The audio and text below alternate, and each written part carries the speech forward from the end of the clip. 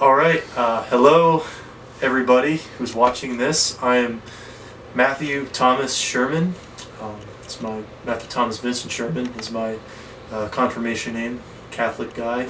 I'm a philosophy grad student, and it's a day in my life, as you might have figured by seeing me stand here during a day during which I'm living. But I thought I'd bring you through it today because there's a lot of philosophy happening today, right now, in my life, in both fronts that I do philosophy right now, which is academically / formally, in school, working on presentations, potential publications, doing formal reading, studying of published formal, what are considered philosophical works by the academic community.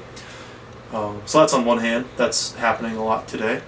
And on the other hand is what I call informal philosophy, in which I kind of just engage in philosophy in my own personal free time as well, hoping to turn it more into sort of work with, as you'll see today, we're working on absolute spirit things, and my own personal channel where I'm making studies for the whole world to see through YouTube, whoever has YouTube access, and sort of just talking with some other friends today. We'll be streaming later at Absolute Spirit as well.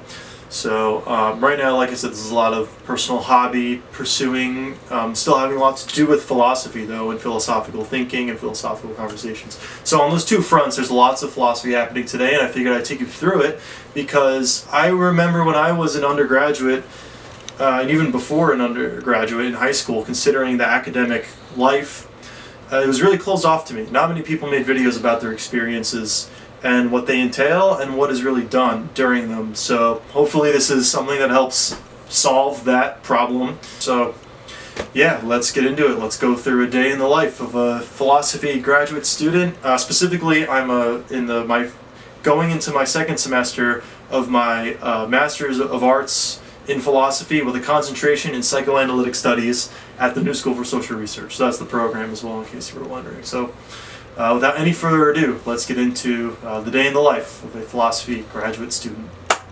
Alright, so first thing, I started out today. I went to church with my family, got up nice and early, and then when I got back, I helped clean the house a little bit, and then came on this computer to really start a lot of my work for the day, especially as it relates to philosophy.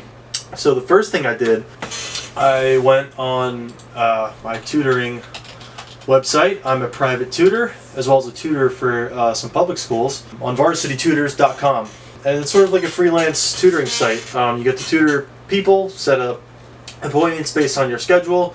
They just implemented a new pay model for every appointment you have, consecutive appointment you have with a recurring client. You get paid $1 an hour more than you would. Starting rates vary based on certain types of things, like what subject you're tutoring, what level you're tutoring at, all that good stuff. So I had one tutoring appointment today that lasted from 11 a.m. to 12 p.m. Funny story, they actually didn't show up, so I kind of spent the day trying, and that session while I was sitting in the virtual tutoring room in case they did show up or something, trying to plan the rest of my day. And I realized today was very free in terms of my non-philosophy responsibilities, so I said let's fill it up with philosophy. So what I started doing was uploading a backlog of personal studies that I'm putting out for the whole world. Essentially, I'm in a reading group with some of my personal friends that I met in school or online, who are all very interested in the philosopher Immanuel Kant. So we're doing a comprehensive yet informal study of the entire Critique of Pure Reason. I have it on my desk here. I have some other books that I'm studying as well, such as Marx's Capital, Volume 1, where I'm in a reading group for that as well. That will be starting up again very soon. And I'm doing a personal self-study of Hegel's Phenomenology of Spirit using Gregory Sadler's YouTube lectures. He inspired me to make videos like this. And this is the work that I'm going through and we're studying. So, Critique of Pure Reason.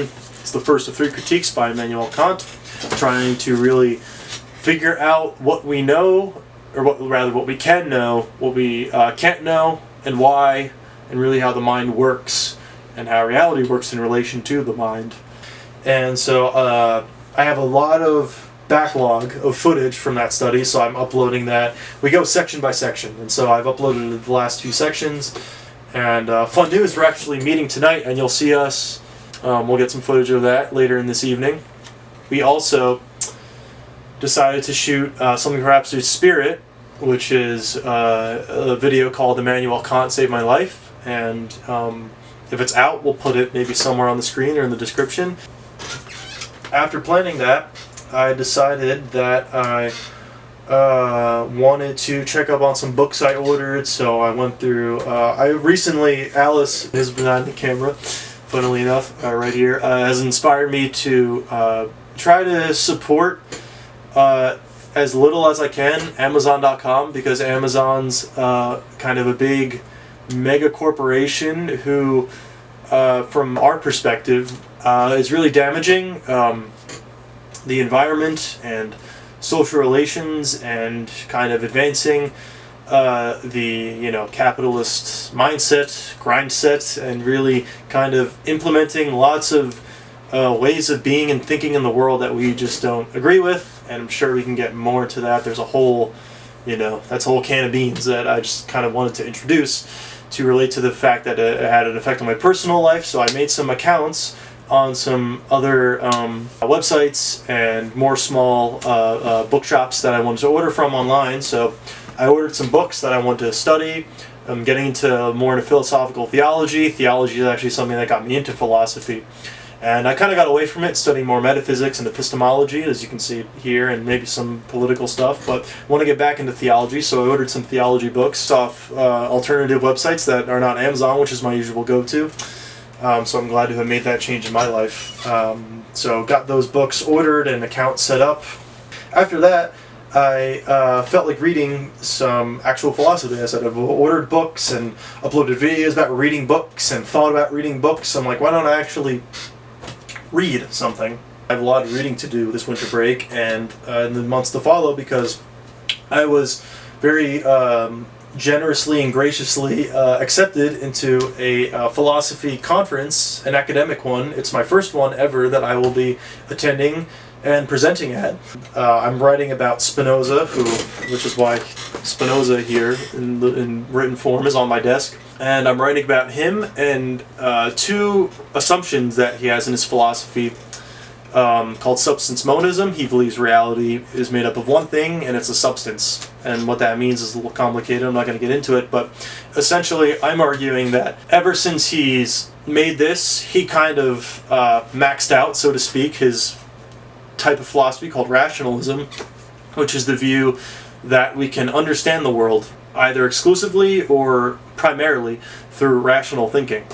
To kind of get out of this deadlock that he set himself in, that he set philosophy in by making his work The Ethics, there needed to be a turn in thinking. We needed to shift the way we think about things, because the way we had been thinking about things had really been taken to their limit by Spinoza. So one such turn is found in Kant, whose critique of pure reason again.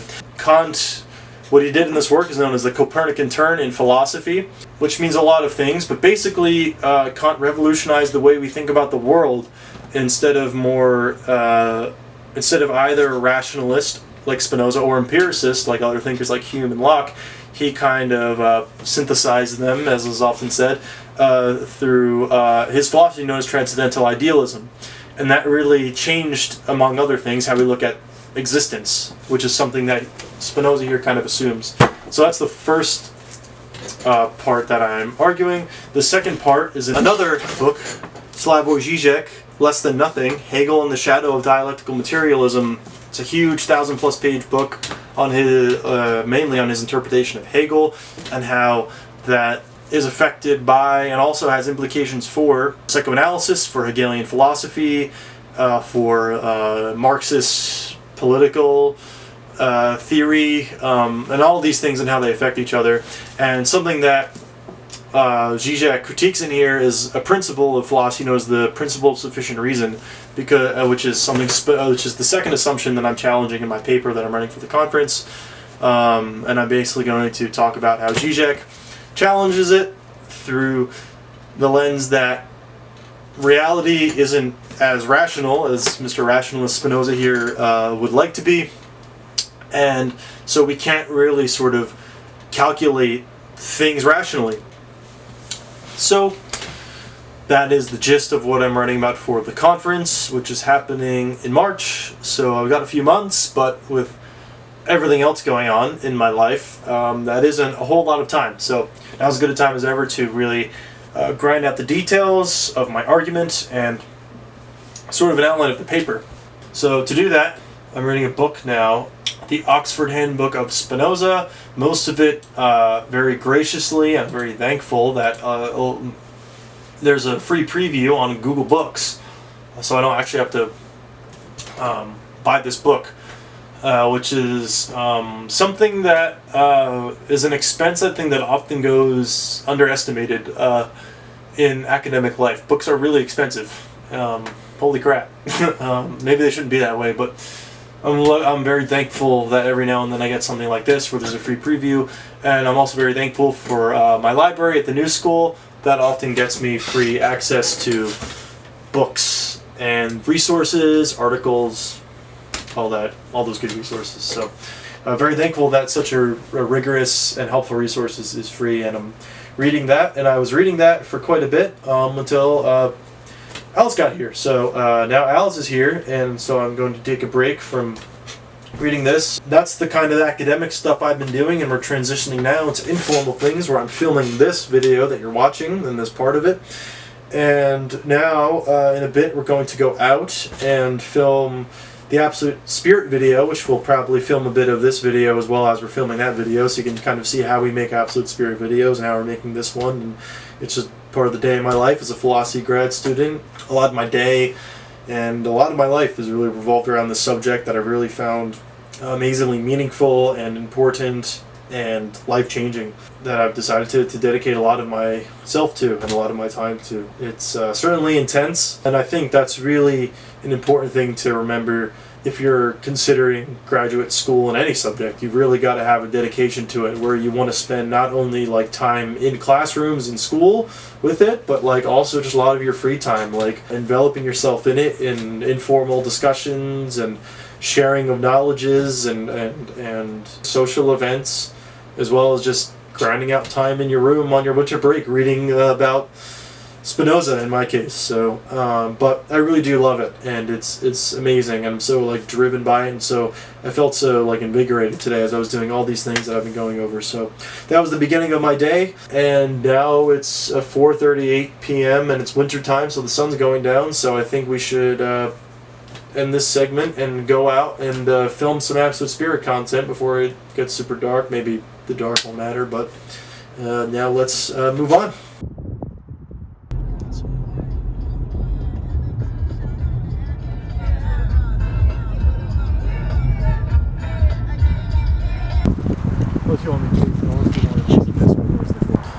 Alright, so we're here, we're at the park, filming Absolute Spirit, Immanuel Kant Saved My Life. I'm going to be talking about sort of my background, which is why we're at this park. This is the park that I've been going to since I was like 8, I think, so I'm 21, almost 22 now in like a month, so yeah, many years were spent at this park, and formed me in a lot of ways. So obviously there's not a direct connection between that and Kant, but that's where like the video comes in. So we're filming it here and talking about Kant, and it'll come together. So it's nice to get out of the house too, and it's a little dark, but it's very scenic. So yeah, super glad to be here. Super to have Alice and my sister Kyleigh helping me film this video, and great to get some more content out in the world. Studies. A German man who had been dead for over a century saved my life.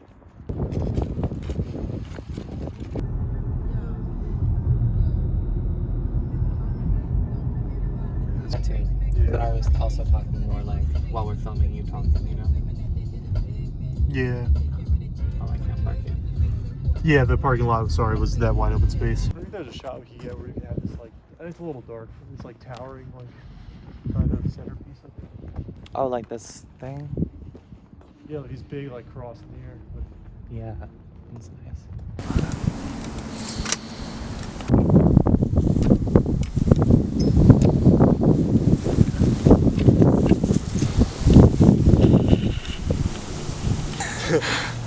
Ooh. Alright. Oh, hold on. For at the very beginning. Hold on. Yeah, sure. Do you want to? Oh, the bells. So cool. Is it rolling? Yeah. Please play. That probably means it's a new hour. Oh, 5:45. Weird time for the bells to be ringing, but as you could probably tell from the bells and the surroundings, we're at the church. This is another bit for the Manual Concept of Life video series of bits. We were over there by the crosses before. Pretty cool scene. Hello, and now we are heading somewhere over here. We don't have a location yet. We could probably walk and pick one. But yeah, this is another cool thing about being into philosophy and specifically theology. You get to spend time in theological settings. I mean, of course you could do that anyway if you're not, but having a philosophical perspective on things a lot of people take to usually be mundane or just taken as doctrine or a way of life, you know, really interesting and life-changing and important, I think, to reflect on these in a new light. So we're here talking about that in the video. And Do you want to maybe try like sitting next to the nativity? for like the For the Emmanuel Kant scene? yeah. Yeah, I could totally do that. Maybe like at the same. Mm-hmm. Like a little further back, like on the right of it. Yeah, like one step back. Yeah, like right there. Hello, Jesus. Okay, cool. All right, Matt here, continuing the day in the life. We got some Wawa avocado toast and tea. Little pick-me-up snack for the remainder of the night. We're gonna film the last of that Kant video, that little project that we're doing at my house. Yeah, Alice is here. Kylie's in the back. It's pretty based.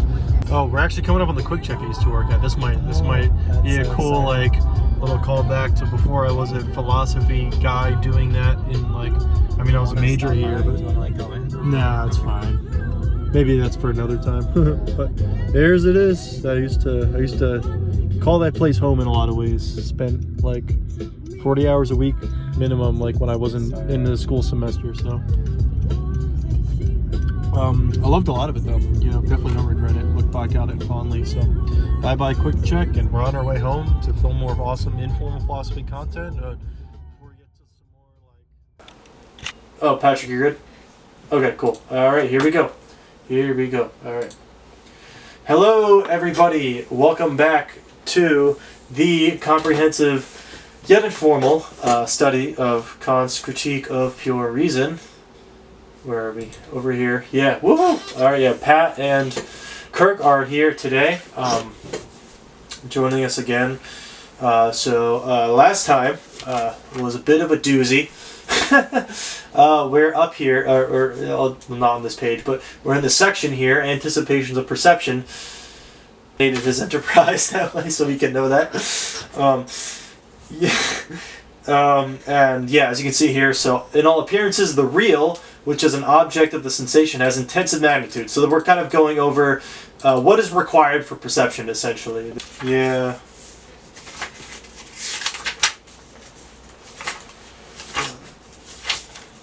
Oh, I see it. Okay, so, okay, let's find that, because I think he did draw an equivalence between categories, but that I could be wrong, and that's a really important. Welcome back to the Day in the Life vlog. Well, this is one consecutive video, but to me it feels like a new segment, so it's the next day. The day is ended. I ended up streaming. I ended up doing Kant study and then streaming, as you probably, Alice was recording me in the corner, so you saw that, and that's how I ended my night. Ended up streaming until really late, like 2:30 a.m. But got a lot of cool philosophy talked about, and Kant studied, and good food eaten, and good time spent with good people, so really happy with how that day ended up, and it was great, and it seems Alice feels that way too, so a win in my book. Not that there's just winning and losing, but it was a good day. What can I say? So, thank you for following me on this journey of a day in the life of a philosophy grad student during winter break.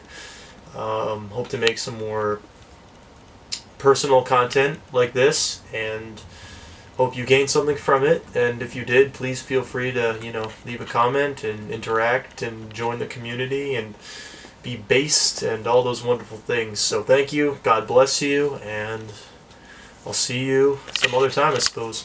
Bye bye.